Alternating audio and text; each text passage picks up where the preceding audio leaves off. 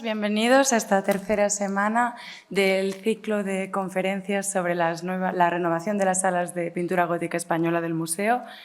Empiezo por excusar a Joan Molina, al que le gustaría mucho presentar al invitado de hoy y la conferencia, pero no ha podido. Hoy hablaremos, por fin, de la sala magna, de la sala 52. La primera semana tuvimos una vista general de la renovación de las dos salas. La semana pasada les presenté la sala 51B y hoy hablaremos de la gran sala azul, que, como saben, está organizada por temas y la primera charla temática sobre esta sala trata sobre la imagen del otro, cómo representamos al otro en el arte medieval. Estamos muy contentos y es un placer que la persona que venga a hablarnos de esta construcción de la alteridad sea Borja Franco Llopis, que es profesor titular de la UNED en el Departamento de Historia del Arte, y que su investigación está precisamente focalizada a la representación de los musulmanes y los moriscos en la península ibérica.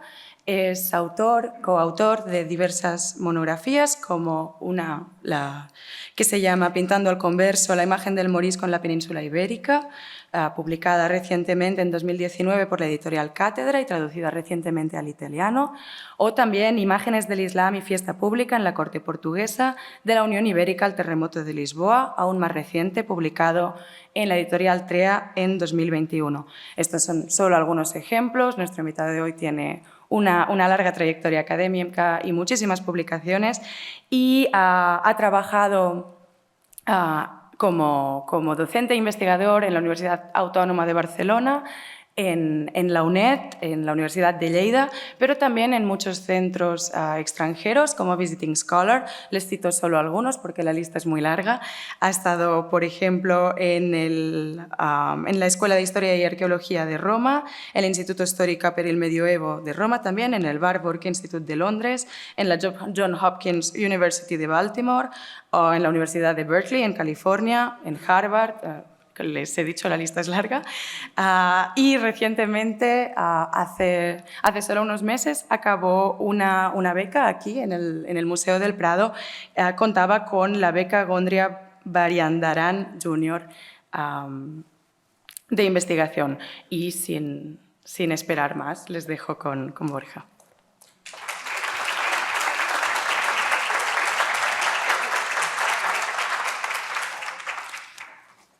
Buenas tardes. En primer lugar, agradecer a Mireia su gentil presentación, así como a Joan Molina el haber invitado a dar esta ponencia, a pesar de que no ha podido estar hoy aquí, así como a todos ustedes por pasar esta calurosa tarde de sábado conmigo. Espero que les guste la conferencia y también disfruten del aire acondicionado, que es un plus.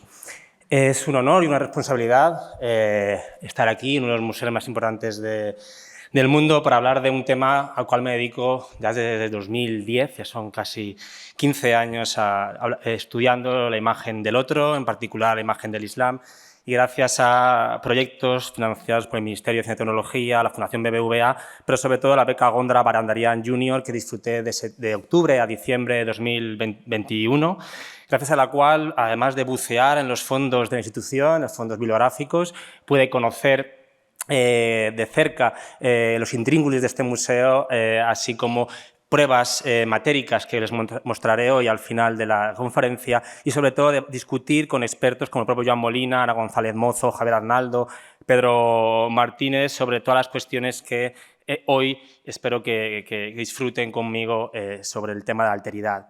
No quisiera acabar esta breve introducción sin dedicar esta charla a Juan Carlos Ruiz Souza, que nos dejó en recientes fechas y que a buen seguro sus comentarios, sus sutiles referencias sobre este tema que nos apasionaba a ambos hubieran permitido ir un poco más allá en el conocimiento del otro en la península ibérica. Sin más dilación, comienzo con mi intervención. Duraba siempre la guerra entre los venecianos y los turcos, y el sumo pontífice, deseando que Dios nuestro Señor fuese servido a dar la victoria a los cristianos, mandó por su bula plúmbea que por toda la cristiandad se dispusiesen a suplicar a Dios Todopoderoso volviese por su pueblo, dándoles victoria a los enemigos de nuestra santa fe. Despachó el trasunto de esta bula el arzobispo don Juan a sus sufragáneos, mandóles hiciesen publicarla en sus diócesis, y el primer día del mes de enero de este año la publicaron en esta santa iglesia, exhortando a todos los cristianos de esta ciudad y a su obispado se convirtiesen al Señor y, contritos y confesados con gran humildad y devoción, supliquen a Dios de victoria a los cristianos contra los turcos, crueles enemigos de nuestra santa fe católica. En las últimas décadas del siglo XV se publicaron varios textos de este estilo, donde se publicitan las distintas bulas de cruzada por parte del Papa contra los turcos, y se exhortaba a la población que rogara por el éxito de esta cruzada ante el incipiente crecimiento y expansión del Imperio Otomano. En mayo de 1453, Constantinopla caía a manos de su dominio y los territorios mediterráneos se veían acosados por esta expansión por el Mare Nostrum.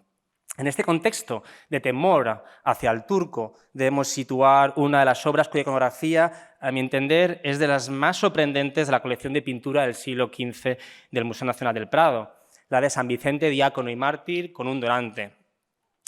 Se trata de la tabla central de un retablo perdido, solo nos queda esta imagen, que decoraba la capilla del arcediano del Aseo de Zaragoza, construida por mediación, por patronazgo de Bernardo Villalba, arcediano de esta ciudad, y Jaime Hospital, canónigo y arcediano de Belchite. Y su producción coincide aproximadamente con la publicación del texto de Diego Despés, con el que inició la ponencia. No tenemos un contrato de obras de esta pintura, se ha perdido, intentamos encontrarlo en los archivos, pero no ha aparecido, pero entendemos que el tema que representa, así como las fechas en las cuales Tomás Giner, el artista, estuvo trabajando en Zaragoza, nos incitan a pensar que fue alrededor de 1465 cuando esta obra fue terminada. Además también, porque por esas fechas, Alonso de Aragón, hijo del futuro Fernando el Católico, rediseñó esa parte del aseo y al mismo tiempo que organizaba la aseo de Zaragoza, también se encargó de difundir la bula papal y no solo eso, sino realizar fiestas en la capital del Ebro para motivar a la población a que se convirtiera, en el caso de los mudéjares que todavía vivieran allí, así como rezara para que la conquista de las ciudades tomadas por los turcos pudiera ser llevada a cabo. Entonces no hay una fecha, pero sí un contexto que necesita pensar cuando se realizó. El artista, como digo, es Tomás Giner, un pintor de retablos documentado en Zaragoza entre el 1458 y 1480 y que estuvo desde 1472 al servicio del príncipe Fernando. Esta tabla representa a San Vicente vestido como diácono, no nos confundamos con Vicente Ferrer, este es San Vicente mártir, aunque ambos sean protectores de la ciudad de Valencia, por ejemplo, acompañado por dos ángeles músicos y un donante arrodillado que no sabemos de quién se trata, seguramente sería o Bernardo Villalba o Jaime Hospital, que fueron aquellos que sufragaron la construcción de la capilla. Tiene un libro en la mano, en la otra porta una cruz en aspa vinculada con su martirio y luego, si se fijan, del cuello parte una soga que se relaciona con una piedra vinculada con su martirio, pues fue arrojado al mar con esta piedra para que no pudiera salir. El vestido del santo es muy rico y es muy interesante también. Encontramos una decoración a la grilla, lo que ven aquí en el centro es como una granada, una decoración de origen asiático, que nació en Oriente, pero muy pronto, ya en el siglo XV, fue adoptada por los talleres sederos italianos principalmente, y luego más tarde llegaron a la Corona de Aragón, donde el gremi des velluters, el gremio de los sederos de Valencia en un primer lugar, y luego ya el resto de la Corona, empezaron a difundirlo. Entonces hablamos de un tejido de origen oriental que fue asumido por los cristianos como propio. De esto ya hablaremos más adelante con otras pinturas donde se puede sacar más jugo de esta aparente contradicción que no era tanto. El personaje que está a los pies es muy interesante. Se ha identificado de modo diverso por los investigadores. De bien temprano, Campillo y Sabirón lo describieron como un rey moro, cuya vestidura ricamente bordada en sus escotes y cuyo turbante guarnecido de pedrería y aro de oro sería una ilustración de su alta jerarquía, insistiendo, por tanto, en la humillación que suponía a un rey de origen musulmán el ser pisoteado por Vicente Mártir. Para Judith Berg es sin duda una imagen de este monarca musulmán y su posición denota el sometimiento antiislámico. Por su parte, Eva Alquézar, basándose en los rasgos físicos del rostro, esta deformación también de la que hablaré más adelante, opina que no es únicamente un musulmán, sino es cualquier enemigo de la fe, pues a los judíos en ese momento también se les deformaba físicamente, y con ello se quiere ilustrar la figura de Daciano, ese gobernador romano que realmente fue quien martirizó a Vicente. Entonces, en lugar de representar el emperador, el prefecto romano, representan a un personaje grotesco que ha sido identificado de ambas maneras. Desde mi punto de vista, yo creo que no hay duda, no es cualquier enemigo de la fe, sino es obviamente un turco, porque encaja, como digo, con este sentimiento antiislámico y antiturco que se estaba dando en Aragón, en el entorno del hijo de Fernando el Católico, y estas bulas de cruzada, ¿no? Y esto, para entenderlo, hay que compararlo con la otra única pintura que tenemos, que son dos unicum, en el cual Vicente Mártir aparece también pisando a un musulmán. Es una obra atribuida con muchísimas dudas a Miquel Alcañiz, un pintor valenciano, y que estaba decorando, aunque ahora esté en la Space Society de Nueva York, que estaba decorando la iglesia de San Juan del Hospital en Valencia. No sé si sabrán, pero esta iglesia fue de las primeras en construirse en la capital del Turia, una construcción que estuvo vinculada con una donación del rey Jaime I tras la conquista de la ciudad por la ayuda que otorgó esta orden militar a esta consecución, y no solo por eso, sino por la defensa del cristianismo en todo el Mediterráneo. Entonces hablamos de dos contextos muy similares, aunque separados con unos 50 años de diferencia.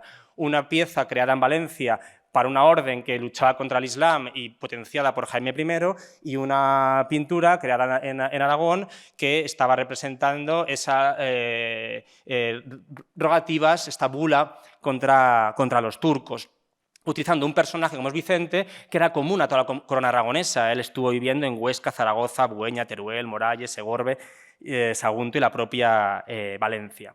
Si bien no es una iconografía típica, pues habitualmente les pongo esta obra de Juan de Juanes, en la que está San Vicente, en este caso sí Ferrer, a un lado, que sí que predicó a los moros, no como mártir, y al otro tenemos al propio mártir. Esta es la habitual, aunque, como digo, no se suele representar a Vicente mártir pisoteando a un musulmán, sí que era algo habitual en la iconografía del siglo XV y XVI. Basta recordar no solo la figura de Santiago Matamoros, tan conocida, sino sobre todo la de Catalina de Alejandría, ¿no? Que a sus pies, en lugar de representar a Magencio, que fue aquel que supuestamente la martirizó, representa a un hombre con testa coronada por un turbante, habitualmente rasgos grotescos que servían para identificar a este personaje con un mandatario musulmán y demostrar la victoria del cristianismo ante los infieles. Con ello, lo que se quiere mostrar en esta tabla, como digo, es un discurso panegírico que ensalza el sentimiento triunfalista de la corona de Aragón en la lucha contra los turcos y el ideal de cruzada en el Mediterráneo. No olvidemos que ya años antes Alfonso el Magnánimo había entrado en Nápoles victorioso, una de las primeras fiestas renacentistas que se hacen en la historia del arte, en la cual Alfonso, después de vencer a los turcos, entra en la ciudad con una serie de arcos triunfales efímeros hechos en madera que nos recuerdan a los emperadores romanos, un modelo que mucho más tarde el propio Carlos V, después de vencer en Túnez, recupera en esta ciudad, por lo cual este sentimiento de triunfo era algo que estaba latente en la corona de Aragón y que los artistas, a través de este tipo de obras, querían remarcar. Un sentimiento de victoria que ha sido estudiado, por ejemplo, por Francesca Español, el propio Joan Molina o Amadeo Serra. La manera de ridiculizar al turco o al musulmán no solo es poner los pies, sino también, como digo, los rasgos grotescos, la deformación física. Pues una deformación física está vinculada con una deformación moral. Aquí casi parece un simio, ese animal que está tan de moda ahora, es un simio, y animalizándolo, en el fondo lo convierte en un ser sin alma. Los animales no tienen alma. Y esta es la manera más habitual. Hay un artículo muy interesante que se llama Animalitos del Señor, de Perceval. Animalizando al enemigo, lo que hace es denigrarlo, quitarle el alma y ponerlo bajo la sumisión del cristianismo.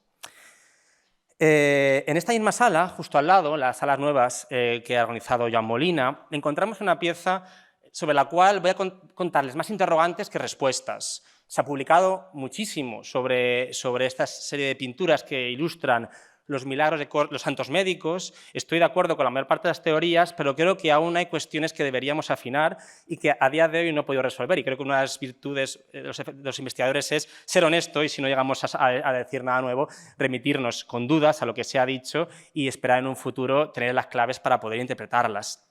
Se trata, como digo, de los milagros de santos médicos, una pintura atribuida a Fernando del Rincón. No tenemos tampoco contratos de obras de esta pintura, pero sí que es cierto que estilísticamente encaja perfectamente con la producción de este artista, un artista que trabaja tanto en Castilla como en Aragón. De hecho, en 1514, Fernando Aragón le nombra pintor de cámara, y que nos recuerda ese arte bilingüe, en palabras de Fernando Marías, que tiene un poco de italiano y un poco de tardogótico. Esta galería de retratos que vemos en la parte superior, así como el uso de las arquerías, nos remiten al ambiente florentino que estaba llegando a la Corona de Aragón a través del comercio mediterráneo y la intención de Fernando Católico de expansión por aquel territorio, mientras que el tipo de plegados de las ropas, así como otros elementos, nos están hablando de ese pasado reciente tardogótico, estas dos lenguas que están conviviendo a principios de 1500 aproximadamente.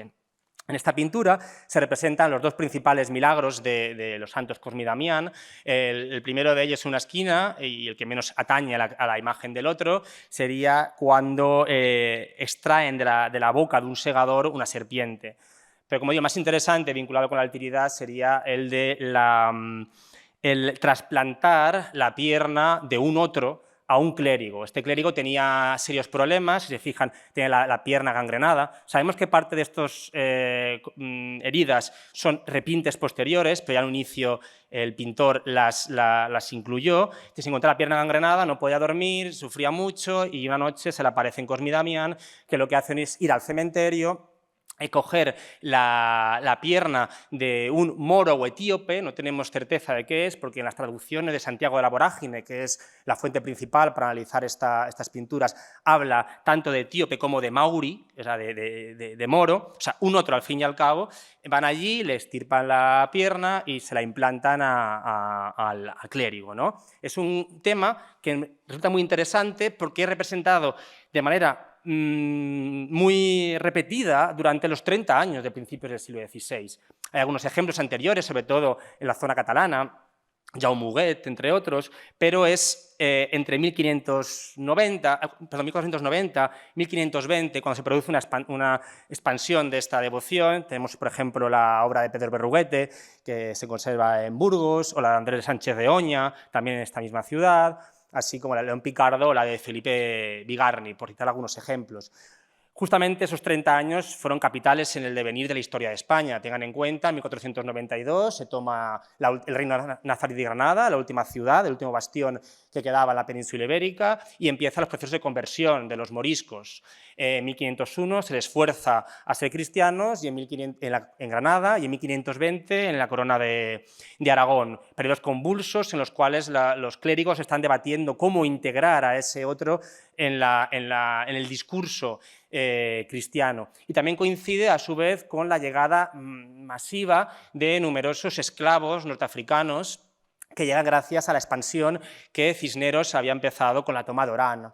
Entonces tenemos la conversión de moriscos, tenemos al mismo tiempo la llegada de esclavos, incluso se crean cofradías. De hecho, entre el público está Erin Rowe, que podía hablar perfectamente de estas cofradías de negros que se crean por toda la península, y en este momento se genera una producción seriada de este milagro en posiciones muy distintas, ¿no? Por ejemplo, vemos unas con la piel mucho menos negra, en este caso de la de León Picardo, o en otra, la de Felipe Bigarni, en la cual modifica la historia. Ya no está estirpando la pierna a un muerto, sino el negro, y no uso la palabra esclavo porque la fuente no habla de ello, está todavía vivo, está retorciéndose de dolor porque le han cortado una pierna para situársela, para ponérsela, trasplantársela al clérigo, ¿no?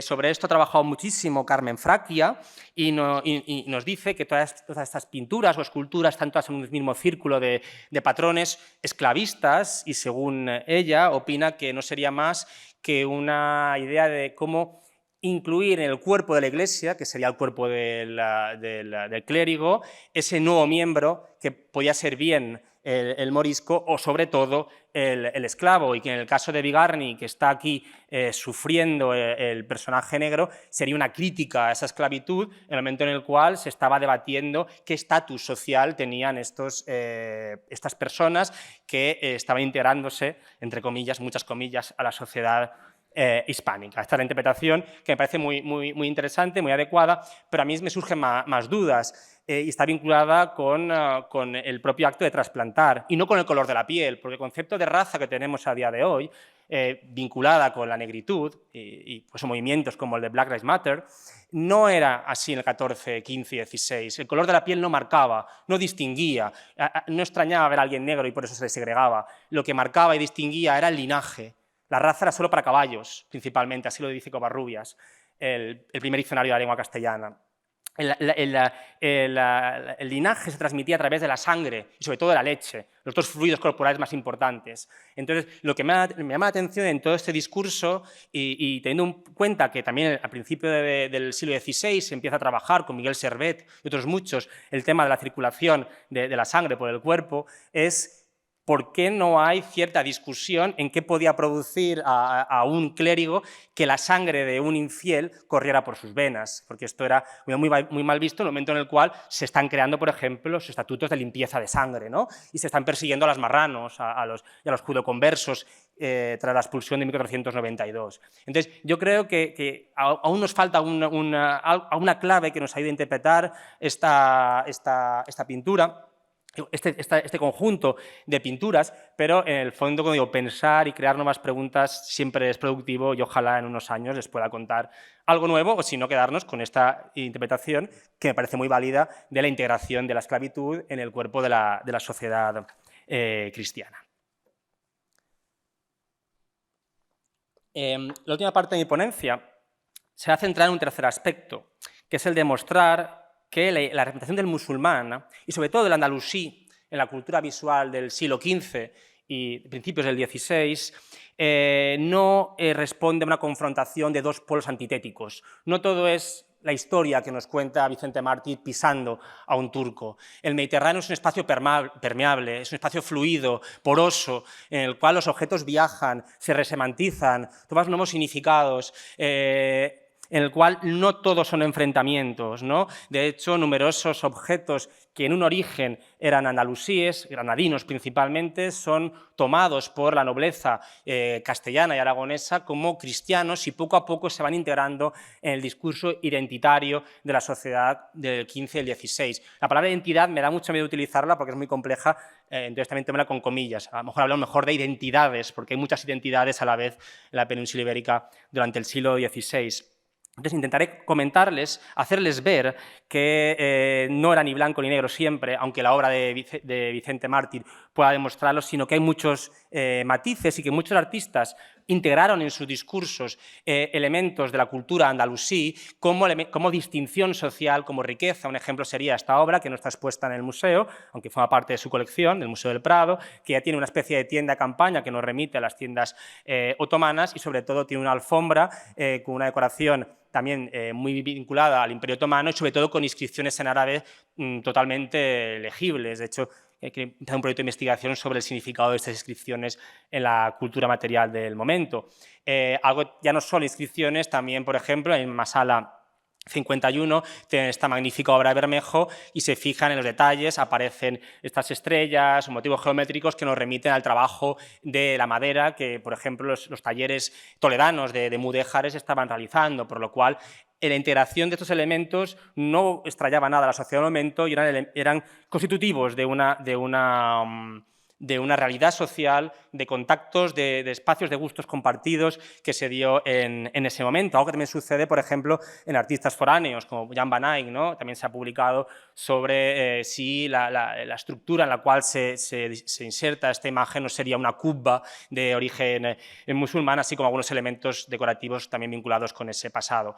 A mí no me gusta hablar de objetos islámicos en pintura porque en el momento en el cual los cristianos los utilizan y los hacen como propios dejan de ser islámicos, pero es lo que la tradición habitualmente suele decir. O también sucede en la arquitectura, donde se produce el proceso de elección estética, utilizando un término que, por ejemplo, Ruiz Souza o Elena Paulino han desarrollado en sus estudios, ¿no? Puede verse, por ejemplo, las yeserías de Medina de Pomar de los Velasco, como puede verse en los Reales Alcázares de Sevilla, donde el propio rey en árabe pone gloria al sultán Don Pedro, es decir, el rey sultán y lo escribe en árabe, no se apropia de nada, son espacios de poder, espacios de gusto compartido, como quiero insistir, para que quede claro como un aspecto fundamental de mi ponencia, ¿no? Realmente esto generó no pocas tensiones en ese momento. Solo hay que leer, por ejemplo, los textos de Ambrosio de Morales, un poquitín más tarde, que duda en cómo integrar ese discurso islámico en el pasado cristiano, ¿no? Si Fernando Marías y sobre todo Antonio Urquizar en sus libros han demostrado cómo Morales va tachando en el manuscrito original de sus antigüedades del Reino de España, va tachando los epítetos utilizados para describir la mezquita de Córdoba, de una grandiosa mezquita de Córdoba a una simple mezquita de Córdoba, porque a ver si asaltando mucho al Islam entro en problemas, ¿no? Entonces, es mucho más complejo que esto, pero vemos cómo hay dudas de cómo asimilar ese patrimonio islámico como propio, dudas que aparte se ven acrecentadas por la propia historiografía, en el cual los investigadores, sobre todo en el 19, proyectan sus miedos, proyectan sus obsesiones a ese pasado y nos crean una historia particular de lo que fue el contacto entre Islam y cristianismo en el 15, ¿no? Por ejemplo, en el 19 nace el concepto de mudéjar, ¿no? Como un estilo relativamente nacional.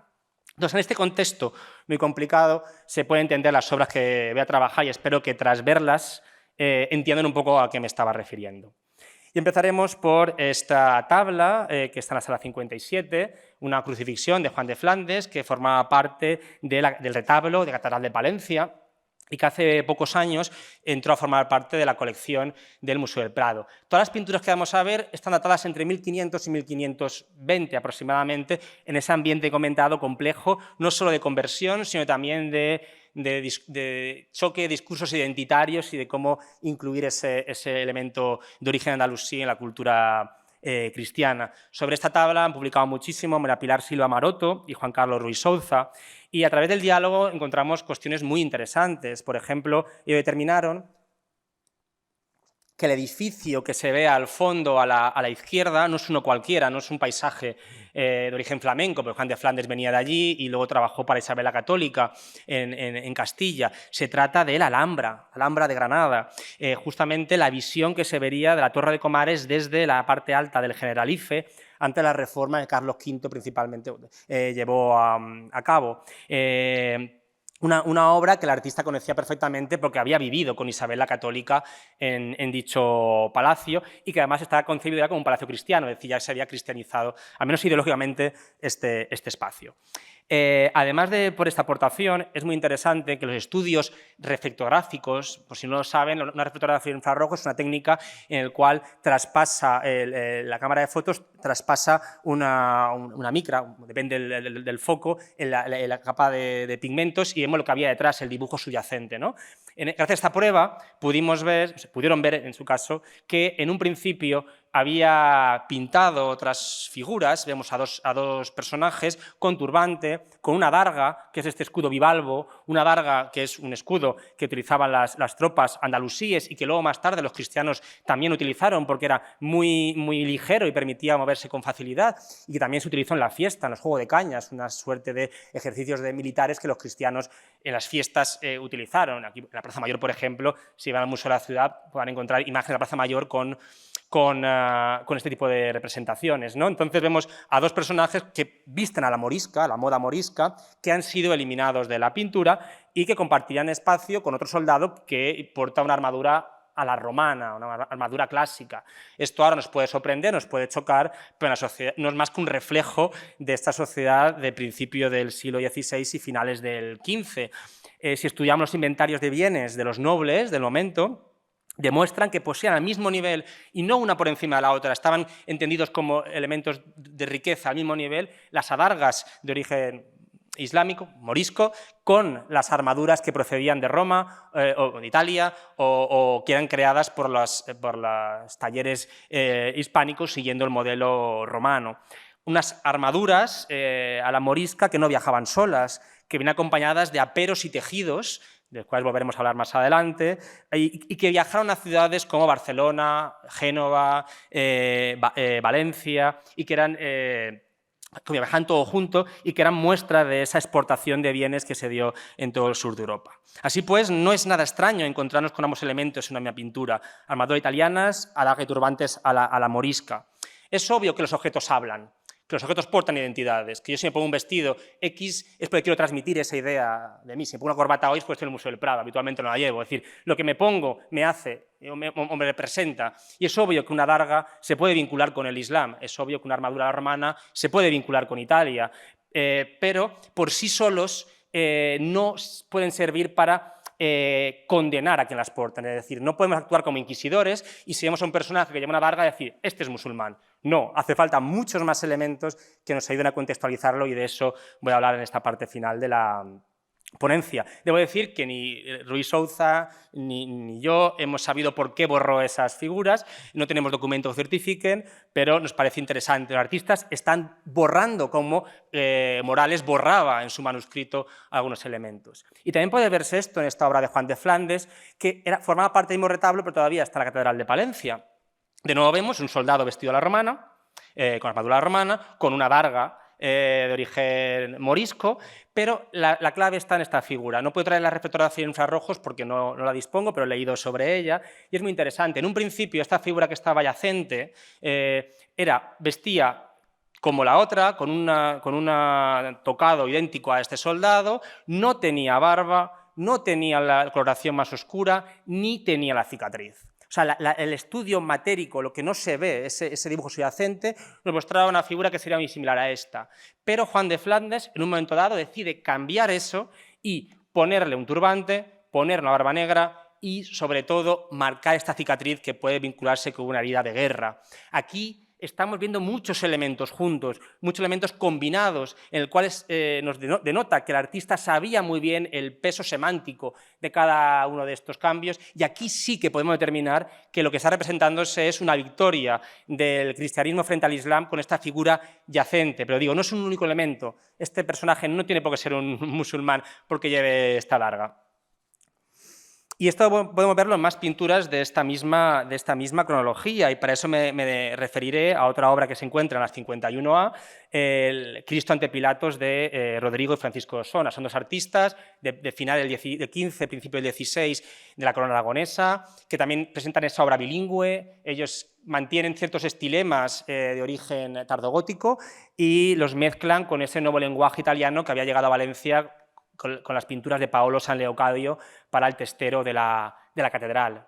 Y gran parte de las publicaciones que hablan sobre ella indican que lo que se está mostrando aquí es una vinculación de Pilatos con el Islam, con un musulmán enemigo, porque lo que detrás sitúa una suerte de tejido con una decoración con letroides o inscripciones pseudoárabes. Es imposible leer lo que pone aquí en árabe, entonces la historiografía, con esta idea de actuar como, buscando otros de manera indiscriminada, opinó que aquí lo que se representaba era a Pilatos como un romano, como un musulmán, perdón, que estaba condenando a Cristo. Pero esto hay que relativizarlo. ¿Por qué? Si miramos otras pinturas de este mismo círculo de artistas, en este caso de Francisco en solitario, vemos el mismo tema, basado en la misma estampa, una estampa flamenca que se encuentra en Allen Collection en Washington. Lo que está haciendo es situar de fondo, detrás de Pilato, un tejido cuya decoración es a la grilla otra vez, es un elemento totalmente de riqueza crematística, de poder que se está dando en Italia y que los talleres de velluters, de sederos en Valencia están representando y que no tiene ninguna vinculación con el Islam ya en el siglo XV, en el siglo XVI, es un elemento totalmente cristiano. Entonces, ¿por qué aquí Pilatos es un musulmán y aquí no lo es? Por este tipo de letras, pues para demostrar más la teoría, por ejemplo, hay que fijarnos en esta pieza que se encuentra en el Museo Catedral de Valencia, es San Dionisio en cátedra, y fíjense cómo detrás de San Dionisio encontramos el mismo tejido con los mismos letroides que tiene el otro. Entonces, ¿es San Dionisio un musulmán? No. ¿Por qué es Pilatos un musulmán? Lo que están haciendo aquí los artistas es vestir la arquitectura. Lo que quiere representar es el palacio de un personaje rico, de Pilatos, que recibe a Cristo. Está vistiendo los espacios tal como se hacía en el siglo XV y XVI con los textiles más ricos, fueran textiles de origen andalusí, fueran textiles de origen florentino, genovés o de la propia Valencia. No hay que identificar cada elemento islámico con un posible enemigo, porque si hubiera querido hacerlo, tenía las herramientas. Y esto hemos podido averiguarlo gracias también, otra vez, a los estudios matéricos de la obra de arte. Y agradezco al servicio técnico del Museo del Prado el haberme ayudado en ese trabajo. Esta radiografía es un detalle de la radiografía del cuadro, una radiografía que se había hecho en 1970 y no se había estudiado detenimiento, y esta figura que tenemos aquí, en principio no era tal, sino era otra figura con un turbante y con un mostacho, que nos recuerda perfectamente a otra representación de un musulmán que se conserva, por ejemplo, la torre del homenaje de Alcañiz. Esto está en la enjuta de la torre del homenaje de Alcañiz, donde sí que hay un discurso antiislámico a través de la pintura de batallas que han trabajado numerosos investigadores. Obviamente, la obra de Osona no tiene la lengua afuera, lo que ha dado un carácter mucho más crítico a la figura, pero encaja con la representación arquetípica de ese musulmán, por lo cual, si hubieran querido identificar a Pilatos con el Islam, hubieran dejado esta figura como espectador o hubieran deformado facialmente el rostro, como por ejemplo se hizo en la obra de Santo Tomás. Entonces, este tipo de pruebas que nos dejan ver de nuevo las dudas, insisto, como Morales tuvo en su manuscrito, las dudas de los artistas en los posibles significados que podía adquirir una obra si la dejaban como tal y cómo van borrando, modificando esa huella que podía pervertir el mensaje unívoco de las pinturas. Y con eso llegamos a una obra que para mí es una obra estrella del Museo del Prado. No son las Meninas, pero creo que está a su nivel artístico, que es la Santa Catalina de Fernando Yáñez de Almedina. Este pintor, supongo que lo conocerán, trabajó supuestamente con Da Vinci en Florencia. Aparece en la documentación un Ferrando lo españolo, y no trabaja como aprendiz, sino como colaborador, es decir, era un gran pintor, y volvió a España hacia 1507 acompañado de otro artista, Hernando de Llanos, conocidos ambos como los Hernandos, porque era Fernando y Hernando, para pintar las puertas del retablo de la Catedral de Valencia, y se queda en Valencia hasta 1520, que está en la Guerra de las Germanías, y se muda a Cuenca. Él nos lega esta obra, una obra que tenemos a Santa Catalina de Alejandría, representada a tamaño natural, y desde bien pronto la historiografía se fijó en la belleza de las vestiduras y resaltó la riqueza del tejido andalusí y la vincularon con las sedas de la Alhambra. Hasta aquí no voy a aportar nada nuevo. Son unas sedas que aparte poseen inscripciones en árabe completamente legibles y se puede leer con cúfico anudado la palabra al-mulk, que significa poder, siguiendo patrones decorativos que vemos en muchísimos tejidos, ¿no? Y esto es una característica que repite en muchísimas obras, ¿no? Por ejemplo, si miran esta tabla que también procede de las puertas retablo a catedral, también encontramos estas inscripciones árabes en los tejidos, o en la armadura del soldado, en la resurrección de Cristo, también aparece la palabra al-mulk, al fin y al cabo es un soldado en la armadura, o en las pinturas de Cuenca, ya alejado de Valencia, donde el patrón es el mismo, ¿no? Incluso este tipo de decoración que ven aquí en el corpiño de la Santa encaja con estos cartuchos que vemos aquí o con estos cartuchos que nos muestra este textil que se encuentra en la Spanish Society de Nueva York, por lo cual, y hay muchísimos más ejemplos donde se reproducen esos tipos de cartuchos, incluso en la Alhambra los encontramos, por lo cual esto quiere decir que Yáñez de la Almedina vio el tejido de primera mano y sabía lo que estaba representando, ¿no? Tanto que algunos investigadores, aunque luego dijeron que estaban errados, pensaron que él tenía origen musulmán, origen mudéjar. Se ha demostrado que eso no era posible. Partiendo del estudio de la producción textil ibérica, por eso es muy curioso que Yáñez realice una reproducción tan detallada de una tipología de sedas, por un lado tan caras, porque eran productos de lujo, es decir, eran productos de exportación. Granada no creaba estas sedas para consumirse en la zona del sur de España, no conservamos ningún tejido de alhambra en Granada, eran obras para exportar, obras de riqueza, para crear riqueza, que como digo viajaron a Génova, Valencia, Barcelona, Roma e incluso a Egipto y al norte de África. Entonces, nos sorprende que realice una reproducción tan detallada de la seda y que además el modelo que utiliza era un modelo que ya en 1500 estaba en desuso, un modelo que ya no estaba tejiéndose. creándose un doble anacronismo, y con esto me refiero al término empleado por Booth, también luego más tarde por Riello y por Nagel, que es doblemente anacrónico. ¿Por qué? Porque ni Catalina vestía con seda de alhambra, pues es una santa del origen del cristianismo, ni se vestía con esta seda en 1500, por lo cual está cometiendo un doble anacronismo. ¿Por qué? ¿Por qué Yáñez pinta a esta figura con estos tejidos de la Alhambra? Yo tengo dos interpretaciones. La primera de ellas, porque es una princesa. Es una princesa y debe vestir como tal. Está vinculado con el concepto de magnificencia que se está desarrollando en la tratadística del 16 europea en general. Y, como digo, elige el mejor tejido, el más caro que tenía a su alcance. Y la segunda estará vinculada con su origen, Alejandría.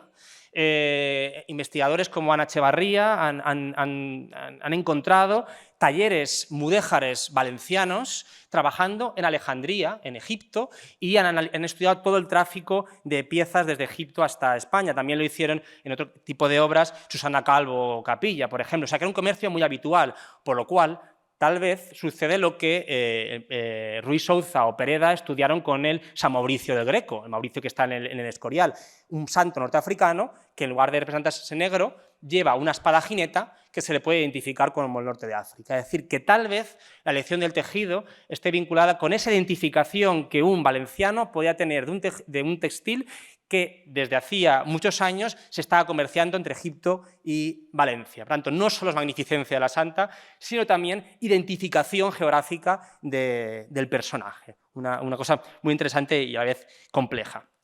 Pero vayamos un poco más allá, y lo que van a ver ahora es inédito y dentro de poco será publicado en el boletín del Museo del Prado, y espero que lo disfruten tanto como yo cuando lo descubrí. Si estudiamos la reflectografía de infrarrojos, es decir, esa prueba que nos deja ver el dibujo subyacente, vemos que Yáñez no pintó la obra igual. El corpiño es muy distinto. Todos estos letroides o letras, porque estas sí que se pueden leer, de hecho, se puede leer solo Dios es eterno. Estas letras árabes que vemos en tejidos del momento lo cambia. En principio había una suerte de armadura y un cuello que nos puede remitir a la moda italiana. Es decir, he cogido este ejemplo por otros muchos que tiene Da Vinci. El tipo de cuello es el que se estaba haciendo en la Florencia de 1500, aquella Florencia donde Yáñez estuvo viviendo durante algunos años, y lo interesante, como digo, es que la cota de malla nos recuerda a la obra de Mantegna.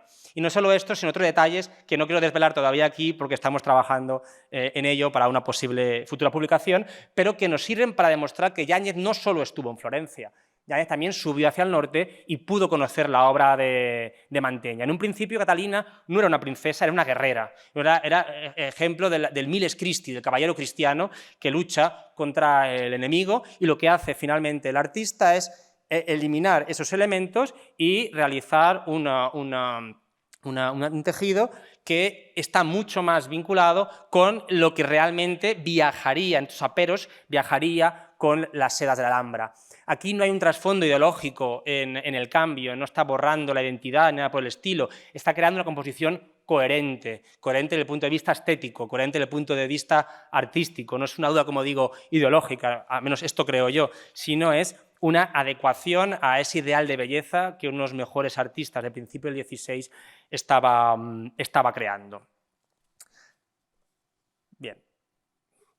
Y para terminar, quisiera demostrar que estas dudas, estos cambios, estas zozobras, estos tachones, hablando como haríamos de un texto escrito, que encontramos en la pintura de principios del siglo XVI, se mantiene hasta finales del mismo siglo, en momentos de crisis. Y para ello, aunque me salga un poco de lo que Joan me dijo, quería concluir con este ejemplo que tengo mucho cariño porque es el último capítulo del último libro que publiqué.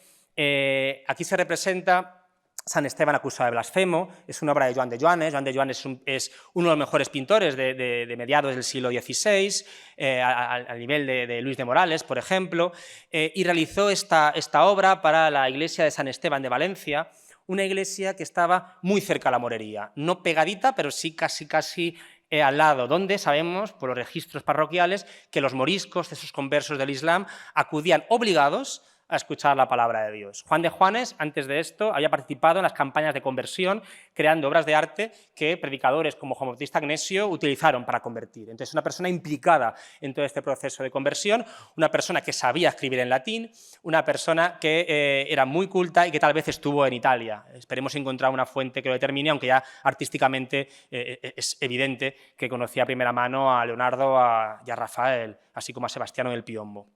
Bueno, entonces esta obra, imaginemos, estaba en un retablo que se ha despiezado porque el rey compró las tablas más buenas y las trajo a Madrid y así pasaron a formar parte de la colección del Museo del Prado. Las más deficientes que eran de taller las dejó todavía en Valencia.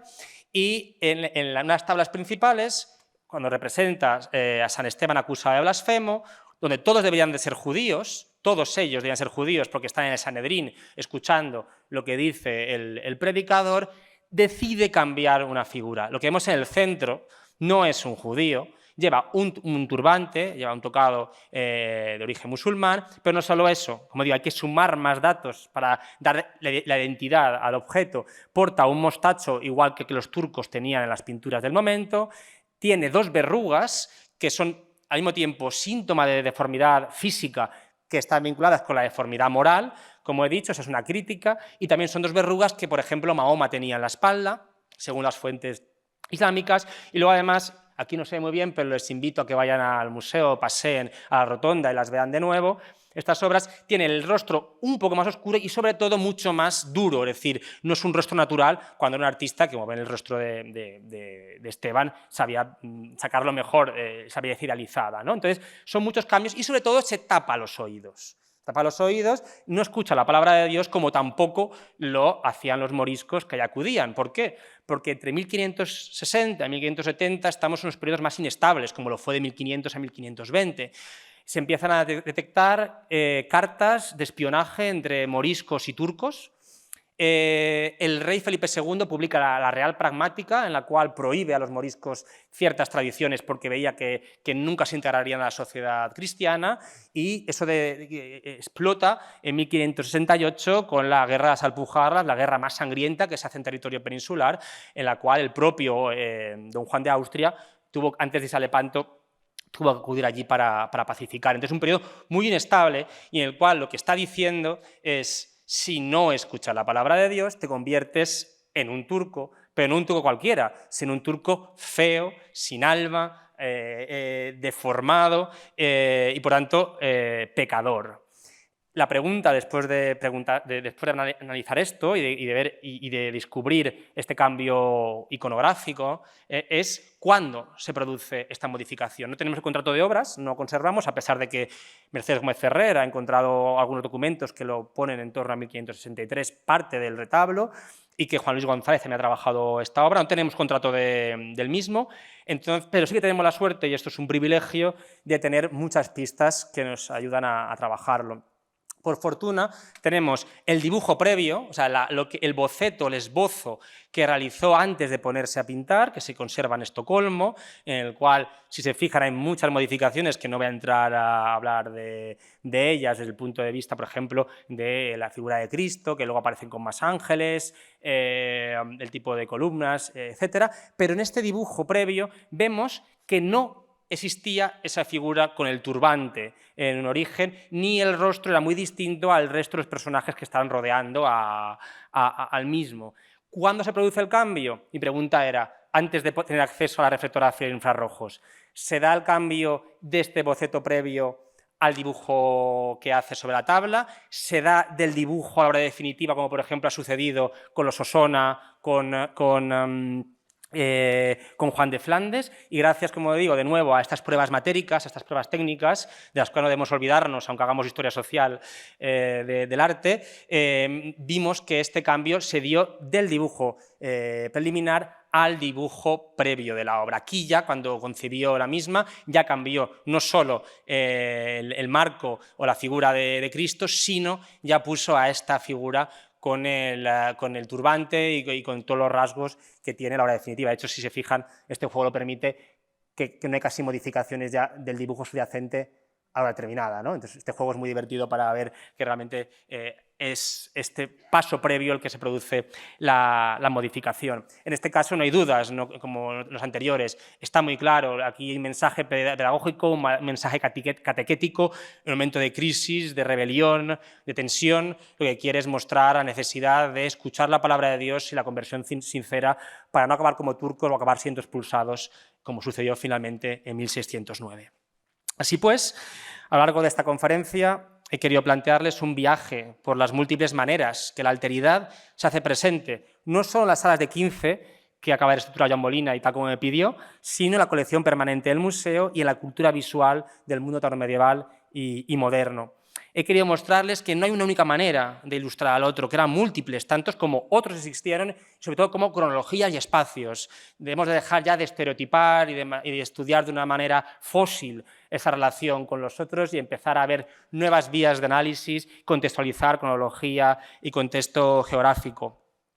Como digo, unas veces se le presenta como enemigo de la cristiandad, deformado, humillado a los pies de un santo, plasmando esa victoria de la Iglesia ante el infiel, como en el caso de Tomás Giner. Otras veces se cuestiona, por ejemplo, el papel social de ese otro, como sucede en el caso de los santos Cosme y Damián, de la pierna, que digo, aunque queda por hacer, sí que nos incita a pensar que se está contextualizando ese debate sobre la esclavitud a principios del siglo XVI, y lo hemos visto aquí al final. Sí, insisto, si algunos historiadores del arte han analizado cómo los humanistas, como Ambrosio Morales, tacharon, remodelaron sus tratados para intentar insertar este legado andalusí en la cultura y la identidad del XVI, también los artistas tacharon, dudaron, y esta charla y estos ejemplos que hemos encontrado, que son pocos porque realmente hay muy pocas refotografías realizadas y espero que en un futuro se puedan hacer muchas más y a ver si encontramos más ejemplos,